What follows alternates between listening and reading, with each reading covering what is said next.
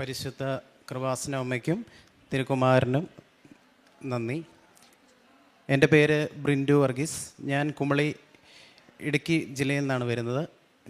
എൻ്റെ ദേവാലയം എന്ന് പറയുന്നത് ഇടുക്കി കുമളി ലൂർദ് മാതാ ചർച്ചാണ്. അപ്പോൾ ഞാനിന്ന് ഇവിടെ നിൽക്കുന്ന അതീവ സന്തോഷത്തോടെയും എന്നാൽ വലിയൊരു പശ്ചാത്താപത്തിൻ്റെ ദുഃഖത്തിനുമാണ്. അതിൻ്റെ കാരണമെന്ന് പറഞ്ഞാൽ ഈ ഒരു വർഷക്കാലം വരെ തികഞ്ഞ മദ്യപാനിയും പുകവലിയും ഉള്ള ആളായിരുന്നു ഞാൻ. അതിൽ മാത്രം ആശ്രയിച്ച് പ്രാർത്ഥനയില്ല, ജീവിതമില്ല, സന്തോഷമില്ല, എപ്പോഴും സങ്കടം കൊടുത്തും മറ്റുള്ളവർക്ക് വെറുപ്പ്, അസൂയ, അങ്ങനെയുള്ള ജീവിതമായിട്ട് നടന്നവനായിരുന്നു ഞാൻ.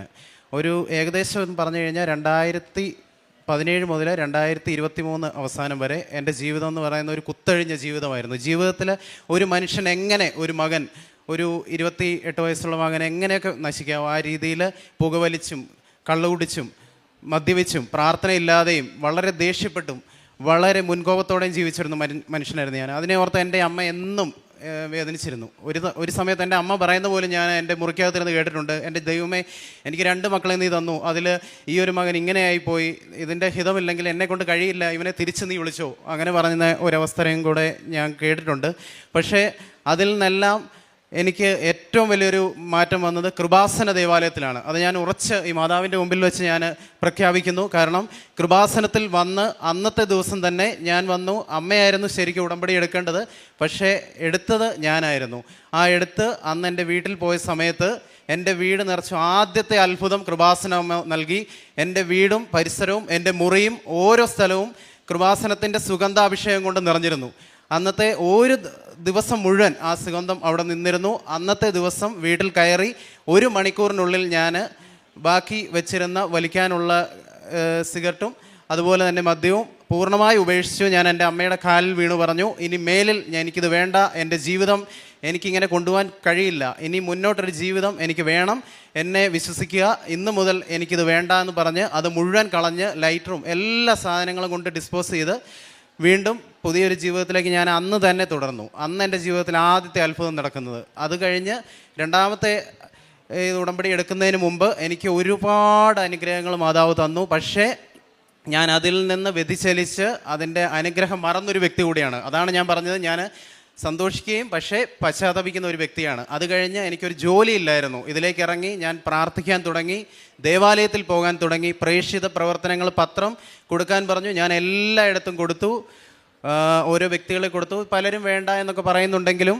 മറ്റുള്ളവർ എനിക്കും തരാമോ, ഈ കൃപാസനത്തെക്കുറിച്ച് ഒന്ന് പറയാമോ, ഇതെന്താണെന്ന് ചോദിച്ച് എന്നോട് 1ഉം 2ഉം ഒരുമിച്ച് തന്നെ മേടിച്ചുകൊണ്ട് പോകുന്ന ആൾക്കാരുണ്ടായിരുന്നു.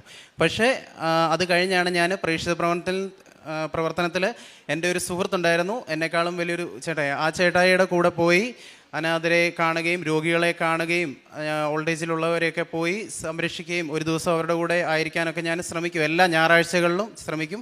അതുപോലെ എൻ്റെ ദേവാലയത്തിലെ പ്രവർത്തനങ്ങൾക്ക് അംഗമാകുവാനും ജീസസ് യൂത്തും വിൻസെൻ്റ് ഇപ്പോളും ഇതിലെല്ലാം ഞാനിപ്പോൾ ഒരു അംഗമാണ്. ഇതിലെ കാര്യങ്ങളെല്ലാം ഞാൻ ചെയ്യുന്നുണ്ട്. ഏത് കാര്യത്തിലും പ്രാർത്ഥനയ്ക്ക് മുൻതൂക്കം കൊടുക്കാൻ എനിക്ക് സാധിച്ചു.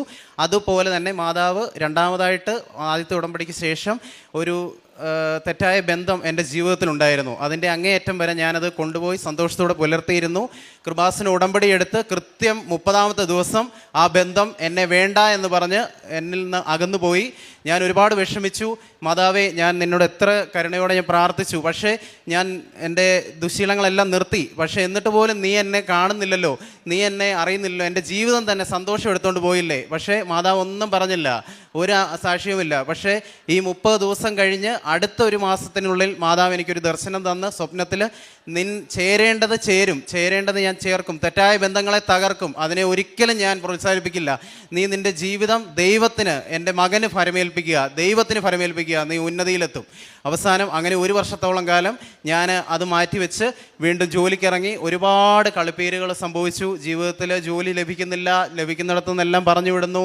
ഏറ്റവും അവസാനം മാതാവ് എനിക്ക് പ്രതീക്ഷിക്കാതെ നിപ്പോൺ ടൊയോട്ടയിൽ എൻ്റെ ഒരു കസിൻ വഴി, അവൻ്റെ റെക്കമെൻഡേഷൻ വഴി 10 പേര് പോയതിൽ ആദ്യത്തെ 5 പേർ റിജക്റ്റായി. വീണ്ടും 5 പേരിലുള്ള കാറ്റഗറിയിൽ എന്നെ കയറ്റിവിട്ടു. അതിൽ എൻ്റെ ഗ്രൂപ്പിലേക്ക് എടുത്തേക്കുന്ന കസ്റ്റമർ സർവീസിൽ 1ാമതായിട്ട് കിട്ടിയത് എനിക്കായിരുന്നു. PF എല്ലാ കാര്യങ്ങളും സൗകര്യങ്ങളും ഉണ്ടായിരുന്നു. ഏറ്റവും നല്ല കമ്പനിയായിരുന്നു, കളമശ്ശേരിയിലായിരുന്നു. പക്ഷേ ഞാൻ അവിടെ ചെന്ന് 1 മാസത്തിനുള്ളിൽ എൻ്റെ ജീവിതം തന്നെ ഞാൻ മറന്ന് പ്രാർത്ഥന വിട്ട്, പ്രേക്ഷിത പ്രവർത്തനം വിട്ട്, പ്രത്യക്ഷീകരണ പ്രാർത്ഥന, ബൈബിൾ വായന എല്ലാം ഞാൻ പതുക്കെ അങ്ങ് മാറ്റി. എൻ്റേതായ ഒരു ജീവിതത്തിൽ ഇനിയിപ്പോൾ പ്രാർത്ഥിച്ചാൽ പോരെ, മാതാവ് എനിക്ക് ജോലി തന്നു, അത് കഴിഞ്ഞിപ്പോൾ എനിക്ക് ഒരു കല്യാണ ആലോചനയൊക്കെ വരുന്നുണ്ട്, ഇനിയിപ്പോൾ എന്തിനാ, പ്രാർത്ഥിച്ചാൽ പോരെ, പള്ളിയിൽ പോകുന്നുണ്ട്, കുർബാന കൂടുന്നുണ്ട്, പിന്നെ എന്നാ കുഴപ്പം? അങ്ങനെ ഞാൻ ചിന്തിച്ചു. പക്ഷേ എൻ്റെ അമ്മയോട് ഞാൻ ഈ കാര്യം പറഞ്ഞപ്പോൾ എൻ്റെ അമ്മ പറഞ്ഞു, നിൻ്റെ പോക്ക് ശരിയല്ല, നിനക്ക് ജീവിതം മാറ്റി ഏറ്റവും നല്ല ശമ്പളവും തന്ന് ഈ കേരളത്തിൽ തന്നെ ഒരു നല്ല ജോലി ചെയ്തത് തന്നത് നിൻ്റെ പരിശുദ്ധ അമ്മയാണ്, അമ്മയെ മറക്കരുത്, പ്രാർത്ഥന ചൊല്ലുക. പക്ഷേ ഞാൻ അത്ര സീരിയസ്നെസ് കൊടുക്കാതെ അത് വളരെ ധാർഷ്ട്യത്തോടെ ഞാനങ്ങ് കളഞ്ഞു. കൃത്യം 3 മാസമായപ്പോൾ പ്രൊബേഷൻ പീരീഡ് കഴിഞ്ഞു, ഇനി താങ്കൾക്ക് നാളെ തൊട്ട് വരേണ്ട ആവശ്യമില്ല, താങ്കൾ നാളെ തൊട്ടില്ല എന്ന് റീസൺ ഒന്നും പറയാതെ അവരെന്നെ അവിടെ നിന്ന് ഒഴിവാക്കി. പിന്നെ ഞാൻ വേറെ ഒരു നെടുമ്പാശ്ശേരിയിലൊരു എയർപോർട്ട് ഹോട്ടലിൽ ജോലിക്ക് പോയി. പക്ഷേ അവിടെയും 21 ദിവസം ജോലി ചെയ്തു. പക്ഷേ ശമ്പളം പോലും കിട്ടാതെ അവിടെ നിന്നും എനിക്ക് പോകേണ്ടി വന്നു. എന്താണ് റീസൺ എന്ന് അവർ പറഞ്ഞില്ല.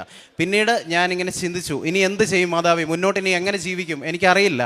പക്ഷേ എൻ്റെ അമ്മയ്ക്കും എന്നെ സ്വീകരിച്ചു. വീണ്ടും എൻ്റെ അമ്മ ധൂർത്തപുത്രൻ പോയ പോലെ തിരിച്ചു വന്നപ്പോൾ 2 കൈ നീട്ടി സ്വീകരിച്ചു. ഒരുപാട് വിഷമിച്ചു. പക്ഷേ അമ്മ എന്നോട് പറഞ്ഞൊരു കാര്യം, നാളെ മുതൽ നീ വീണ്ടും നിർത്തിവെച്ച നിൻ്റെ ദേവാലയത്തിൽ പോക്ക് തുടങ്ങുക, പ്രേക്ഷിത പ്രവർത്തനം തുടങ്ങുക, ജീവിതത്തിൽ ആരോടും അസൂയയും വെറുപ്പും വേണ്ട.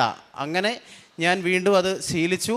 അസൂയയും വെറുപ്പും ഉണ്ടായിരുന്നു, എങ്കിലും എനിക്കൊരു ചിന്തയുണ്ട്, ദൈവമേ മറ്റുള്ളവരിങ്ങനെ ചെയ്യുന്നു, അങ്ങനെ ചെയ്യുന്നു, അവർക്ക് ജോലിയുണ്ട്, അവർക്ക് ജീവിതമുണ്ട്, അവർക്ക് വീടുണ്ട്, അവർക്ക് വാഹനമുണ്ട്, നല്ല ജീവിത സാഹചര്യങ്ങളുണ്ട്, എനിക്കില്ല, എന്തുകൊണ്ടില്ല?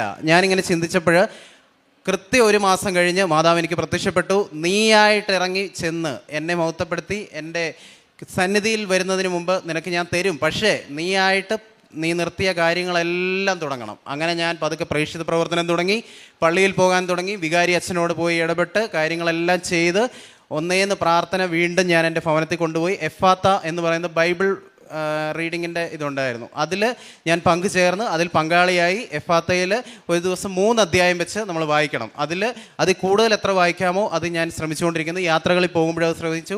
ഏറ്റവും കൂടുതൽ പാട്ട് കേൾക്കുന്ന ആളായിരുന്നു ഞാൻ, നന്നായി പാടുമായിരുന്നു. പക്ഷേ ഞാനങ്ങനെ ഹെഡ്സെറ്റിൻ്റെ ഉപയോഗം കുറച്ചു. ഇന്നലത്തോടെ എൻ്റെ ഇവിടെ വലിയൊരു അത്ഭുതം ഇന്നലെ സംഭവിച്ചു. ഞാനിവിടെ അടുത്തൊരു റൂമിലാണ് താമസിച്ചിരുന്നത്. ഞാനും അമ്മയും താമസിച്ചപ്പോൾ രാവിലെ ഇന്ന് നോക്കുമ്പോൾ എൻ്റെ ഫോണ് എത്ര ചാർജ് ചെയ്യാൻ നോക്കിയിട്ടും ചാർജ് കയറുന്നില്ല. അതിൽ നിന്നും പല ഫയൽസും ഞാനെടുത്ത് എൻ്റെ സ്വകാര്യതയിൽ സൂക്ഷിച്ചു വെച്ചിരുന്നത് പലതും ഡിലീറ്റ് ആയിട്ടുണ്ട്. പല മ്യൂസിക് എന്ന് പറയുന്ന ഒരു സിസ്റ്റം ഇപ്പം ആ ഒരു സെഷൻ ഇപ്പോൾ എംപ്റ്റി ആയിട്ടാണ് ഇരിക്കുന്നത്. എല്ലാം മാതാവിൻ്റെ ചിത്രങ്ങൾ, മാതാവിൻ്റെ ഇത് ഏതൊക്കെ ഞാൻ 2 വർഷത്തിന് മുമ്പ് നന്മയിലേക്ക് വന്നപ്പോൾ ഞാൻ എടുത്തു, അത് മാത്രമേ എൻ്റെ കയ്യിലുള്ളൂ. അതുപോലെ പരിശുദ്ധ അമ്മ ഏറ്റവും വലിയൊരു, എനിക്ക് ഇനി ഞാൻ സന്തോഷത്തിൻ്റെ കാര്യം പറയാം, ഇത്രയും നല്ലൊരു ഇതിലേക്ക് എന്നെ കൊണ്ടുവന്ന് എൻ്റെ രീതികളെല്ലാം മാറ്റി ദൈവത്തിന് മുൻതൂക്കം കൊടുത്തതുകൊണ്ട് എനിക്കിന്ന് ചെന്നൈയിലേക്ക് തിങ്കളാഴ്ച ഞാൻ ചെന്നൈയിലേക്ക് ജോലിക്ക് പോവുകയാണ്. അവിടെ മാനേജ്മെൻറ്റ് സെക്ഷനിൽ ചെല്ലാനി ഗ്രൂപ്പ് ഓഫ് കമ്പനീസ് എന്ന് പറയുന്ന ഇന്ത്യയിലെ തന്നെ ഏറ്റവും നല്ലൊരു കമ്പനിയിൽ മാനേജ്മെൻറ്റ് സെക്ഷനിൽ എനിക്ക് സ്ഥിരം ജോലി കിട്ടിയിരിക്കുന്നു. എനിക്ക് നഷ്ടപ്പെട്ടതെല്ലാം തിരിച്ചെൻ്റെ മാതാവ് തന്നു. അതുപോലെ നല്ലൊരു വ്യക്തിയായി ഇതിലേക്ക് ഞാൻ ഏറ്റവും കൂടുതൽ പരിശുദ്ധ അമ്മയ്ക്കും അതുപോലെ എന്നെ ഇത്രയും നാൾ സഹിച്ച് എനിക്ക് എല്ലാ ചിലവും തന്ന, ഒരു മടിയുമില്ലാതെ എന്നെ ഇന്ന് കൊണ്ടുവന്നിരിക്കുന്ന, ഇന്ന് ഉള്ള വണ്ടിക്കൂലി പോലും കൊണ്ടുവന്ന എൻ്റെ അമ്മയ്ക്ക് ഞാൻ നന്ദി പറയുന്നു. സ്വർഗത്തിലിരിക്കുന്ന എൻ്റെ പപ്പ എത്രമാത്രം വേദനിച്ചിരുന്നു അത്രമാത്രം ഇന്ന് എന്നെ ഓർത്ത് സന്തോഷിക്കുന്നു. കാരണം എനിക്ക് സാക്ഷ്യം പറയാൻ ഒരു സ്റ്റേജിൽ നിൽക്കാൻ പോലും ധൈര്യമില്ല. പക്ഷേ ഇന്ന് ഇവിടെ സാക്ഷ്യം പറയണം, പറയാതെ എനിക്ക് പോകാൻ കഴിയില്ല എന്ന് ഉറച്ച തീരുമാനം മാത്രമേ എനിക്കുള്ളൂ. ഞാൻ അച്ഛനോട് സംസാരിക്കുമ്പോൾ പോലും എൻ്റെ പേടി എന്നെ മറക്കുന്നുണ്ടായിരുന്നു. അതിനുവേണ്ടിയായിരുന്നു അച്ഛൻ ധൈര്യമായിട്ട് പോകും, ഏറ്റവും നന്നായിട്ട് നീ സാക്ഷ്യം പറ, ഈ ഒരൊറ്റ വാക്കുകൾ മാത്രമേ ബഹുമാനപ്പെട്ട അച്ഛൻ എന്നോട് പറഞ്ഞിരുന്നുള്ളൂ. ഏത് കുപ്പത്തൊട്ടിയിലാണെങ്കിലും നമുക്കത് മാണിക്യമാക്കാം, അവനവൻ തീരുമാനിക്കണം.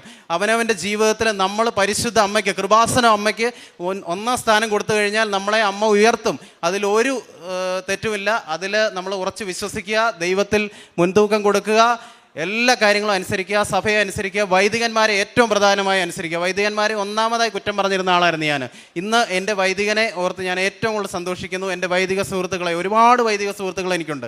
അവരെല്ലാം പറഞ്ഞൊരൊറ്റ കാര്യം, കൃപാസന അമ്മയിൽ പോയി പ്രാർത്ഥിക്കുക, വേറെ ഒരു സ്ഥലം നിനക്ക് വേണ്ട. അവിടെ പ്രാർത്ഥിച്ചാൽ നിൻ്റെ ജീവിതത്തിൽ നീ മഹത്വം കാണും, നീ ഉന്നതിയിലെത്തും, നിൻ്റെ ജീവിതം തന്നെ മാറും. ഇപ്പോൾ എൻ്റെ മാതാവ് എന്നെ ഉയർത്തി, എനിക്ക് ജോലി തന്നു, കടങ്ങളിൽ കുറച്ച് ഇളവ് ഞങ്ങൾക്ക് പകുതിയോളം അടയ്ക്കാൻ കഴിഞ്ഞു. എങ്കിലും എനിക്ക് വിശ്വാസമുണ്ട്, പൂർണ്ണ വർഷത്തോടെ 1 വർഷത്തിനുള്ളിൽ എല്ലാ കാര്യങ്ങളും പരിശുദ്ധ അമ്മയോട് ഞാൻ പറഞ്ഞിട്ടുണ്ട്, അമ്മ എനിക്ക് നൽകും, എത്രയും വേഗം എന്നെ ദൈവത്തിൻ്റെ സന്നിധിയിൽ. ഇതിൽ നിന്ന് ഒരു കാരണവശാലും ഞാൻ പിന്നോട്ട് പോവില്ല, ഇതെനിക്ക് ഉറപ്പ് നൽകുന്നു. എല്ലാ തെറ്റുകൾക്കും ഞാൻ എൻ്റെ സുഹൃത്തുക്കളോടും സഹോദരങ്ങളോടും പ്രത്യേകിച്ച് എൻ്റെ അമ്മയോടും ഈ ലോകത്തിനോടും എന്നെ അറിയാവുന്ന എല്ലാവരോടും ഞാൻ മാപ്പ് ചോദിക്കുന്നു. പരിശുദ്ധ കൃപാസന അമ്മയ്ക്ക് നന്ദി. ആമേൻ. പരിശുദ്ധ അമ്മയ്ക്കും തിരുക്കുമാരനും 1000 നന്ദി. ഏറ്റവും 3.5 വയസ്സായപ്പോൾ ബ്രിൻറ്റുവിൻ്റെ പപ്പ മരിച്ചു പോയതാണ്. അതിൽ നിന്നും 2 കുഞ്ഞുങ്ങളായിരുന്നു എനിക്ക്. അവരെ ഏറ്റവും നല്ല ദൈവവിശ്വാസത്തിലാണ് ഞാൻ വളർത്തിയത്. പക്ഷേ നല്ല ഉന്നത വിദ്യാഭ്യാസം കൊടുത്തു. ബ്രിൻറ്റു ബിടെക് കഴിഞ്ഞതാണ്. ആ പഠനമൊക്കെ കഴിഞ്ഞു കഴിഞ്ഞപ്പോഴാണ് അവൻ്റെ വിശ്വാസം നഷ്ടപ്പെട്ടു പോയത്. ഏതായാലും പരിശുദ്ധ അമ്മ ഇടപെട്ട് മകനെ വീണ്ടും പൂർവ്വസ്ഥിതിയിലാക്കി തന്നു. മാതാവിനും തിരുക്കുമാരനും 1000 നന്ദി.